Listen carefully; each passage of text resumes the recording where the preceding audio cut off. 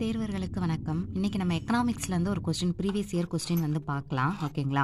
So பாருங்கள், உலகத்தில் உள்ள மொத்த ஏழை மக்களில் டேஷ் சதவீதம் இந்தியாவில் உள்ளனர் அப்படின்னு சொல்லி கேட்டிருக்காங்க. ஓகேங்களா?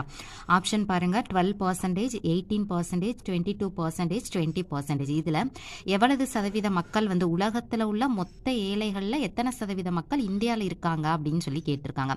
ஸோ இதுக்கான ஆன்சர் வந்து நம்மளுக்கு எங்கே இருக்குது அப்படின்னு சொல்லி பார்த்தோம்னா, 11th ஸ்டாண்டர்ட் எக்கனாமிக்ஸ் புக்கில் ஊரக பொருளாதாரம் அப்படின்னு சொல்லிட்டு ஒரு லெசன் வந்து இருக்குது. 11th ஸ்டாண்டர்டை பொறுத்த வரைக்கும் எக்கனாமிக்ஸில் கடைசியில் உள்ள அந்த 5 லெசனுமே ரொம்ப இம்பார்ட்டன்ட் தான் நம்மளுக்கு. அதில் ஊரக பொருளாதாரம் அப்படின்னு சொல்லிட்டு ஒரு லெசன் வந்து இருக்குது. அதில் தான் இதுக்கான ஆன்சர் வந்து கொடுத்துருப்பாங்க.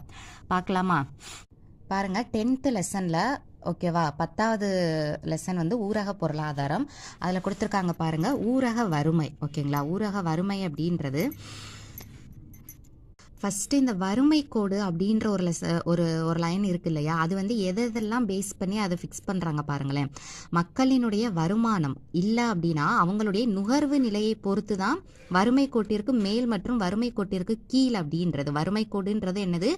ஒன்று மக்களினுடைய வருமானமாக இருக்கலாம், இல்லை அப்படின்னா அவங்களுடைய நுகர்வு, இது அல்லது அதுதான். ஓகேங்களா? வருமானம் அல்லது நுகர்வு நிலையை பொறுத்து தான் அவங்க வறுமை கோட்டிற்கு மேலா இல்லை வறுமை கோட்டிற்கு கீழா அப்படின்றத என்ன பண்ணுறாங்க அப்படின்னா ஃபிக்ஸ் பண்ணுறாங்க. ஸோ ஆன் தட் பேசிஸில் இங்கே கொடுத்துருக்காங்க பாருங்க, உலக ஏழை மக்கள் தொகையில் 22% பேர் வந்து என்ன பண்ணுறாங்களா, இந்தியாவில் இருக்காங்க அப்படின்னு சொல்லி கொடுத்துருக்காங்க.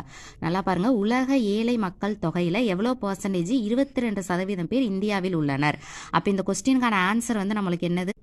22%. ஓகேங்களா? 22% பேர் தான் வந்து என்ன பண்ணுறாங்க, உலக மொத்த ஏழை மக்களில் வந்துட்டு 22% பேர் இந்தியாவில் வந்து இருக்காங்க. ஸோ இதில் வேறு இது பாருங்களேன், கிராமங்களில் வாழக்கூடிய மக்கள் வந்து ஒரு நாளைக்கு 2400 கலோரி அளவு மற்றும் அதற்கு குறைவாக எடுத்துக்கொள்ளக்கூடியவங்க வறுமை கோட்டிற்கு கீழ் உள்ளவர்கள். அப்போ இது ஒரு புக் பேக் கொஸ்டின்லையுமே இருக்கும். ஓகேவா? ஊரக மக்கள் வந்து ஒரு நாளைக்கு எவ்வளோ கலோரி எடுத்துக்கணும் அப்படின்னா, பெர் டே 2400 கலோரி வந்து எடுத்துக்கிட்டாங்கன்னா ஓகே, அதுக்கு குறைவாக எடுத்துக்கிறாங்க அப்படின்ற பட்சத்தில் அவங்க வந்து வறுமை கோட்டிற்கு கீழ் உள்ளவர்கள். இந்த லெசன் ரொம்ப இம்பார்ட்டண்ட்டான லெசன், இந்த ஊரக பொருளாதாரம் அப்படின்றது. ஸோ இது வந்து நல்லா பார்த்துக்கோங்க. சரியா? ஸோ அதுக்கப்புறம் பாருங்கள், புக் பேக் கொஸ்டின்லேயுமே நம்மளுக்கு வந்து கொடுத்துருப்பாங்க, ஊரக பகுதியில் ஒரு மனிதன் எடுத்துக்கொள்ள வேண்டிய கலோரி அளவு என்ன அப்படின்றது. எவ்வளோ அப்படின்னு பார்த்தோம்னா 2400 கலோரி.